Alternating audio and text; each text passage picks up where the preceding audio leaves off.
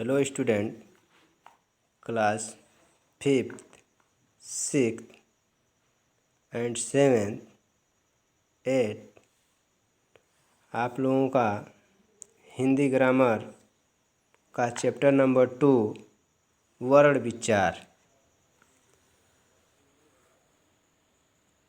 वर्ण विचार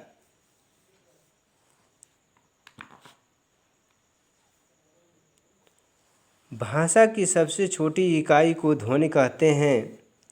आप सभी लोग जानते हैं कि भाषा की सबसे छोटी इकाई को ध्वनि कहते हैं और ध्वनियों के मेल से शब्द बनते हैं।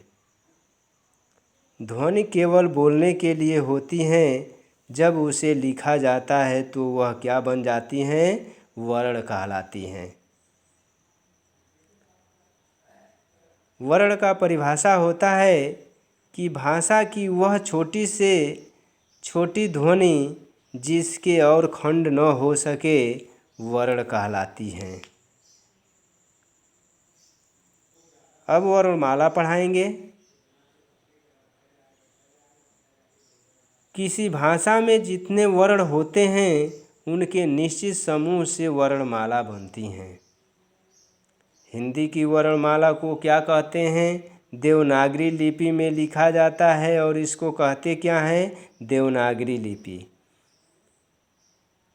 वर्णमाला किसे कहते हैं? वर्णों के क्रमबद्ध वह व्यवस्थित समूह को वर्णमाला कहते हैं। वर्णों के क्रमबद्ध वर्ण की बात होगी। वर्ण अ से अ तक और क से ज्ञ तक। भाषा की इन ध्वनियों को उच्चारण की दृष्टि से दो भागों में बांटा गया है। पहला होता है स्वर तथा दूसरा होता है व्यंजन। अब आप लोगों को हिंदी वर्णमाला का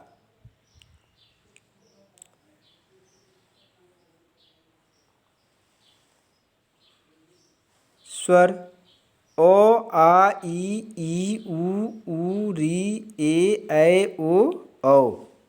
यह क्या है? स्वर हैं। स्वरों की संख्या कितनी होती हैं? 11 होती हैं। व्यंजन क ख ग घ अंग ऐसे दिया हुआ है। कहाँ तक? स और ह। इसमें संयुक्ताक्षर होते हैं क छ त्र ज्ञ और स्र। अयोगवाह कितने होते हैं? अंग और अह। आगत स्वर कितने होते हैं? आ। आगत व्यंजन ज फ यानी स्वर। अब पढ़ाएंगे आपको जो भाषा की ध्वनियों के उच्चारण की दृष्टि से बांटा गया है। उसमें पहला होता है स्वर। जिन वर्णों का उच्चारण बिना किसी रुकावट के यानी स्वतंत्र रूप से होते हैं उन्हें स्वर कहते हैं। हिंदी में कुल कितने स्वर होते हैं? 11। ओ आ छोटी बड़ी छोटाऊ बड़ाऊ री ए ऐ ओ और औ। अब पढ़ाएंगे स्वरों के भेद। स्वरों के कितने भेद होते हैं? 3 होते हैं। पहला होता है ह्रस्व, सेकंड होता है दीर्घ और थर्ड होता है प्लुत। उसमें पहला होता है ह्रस्व स्वर। जिन स्वरों के उच्चारण में कम समय लगता है उन्हें क्या कहते हैं? ह्रस्व स्वर कहते हैं। ह्रस्व स्वर कितने होते हैं? 4 होते हैं। अ ई उ और री।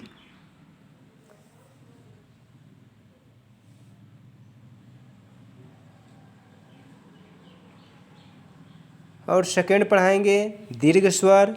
जिन स्वरों के उच्चारण में ह्रस्व स्वर से दुगुना समय लगता है उन्हें दीर्घ स्वर कहते हैं। दीर्घ स्वर 7 हैं। आ, बड़ी, बड़ाऊ, ए, ऐ, ओ और औ। प्लुत स्वर जिन स्वरों के उच्चारण में ह्रस्व स्वर से कितना समय लगता है? 3 गुना समय लगता है, उन्हें प्लुत स्वर कहते हैं। इसका चिन्ह होता है यस। इसका प्रयोग पुकारने, जोर से गाने या रोने के समय किया जाता है। राम, ओम आदि। Thank you class.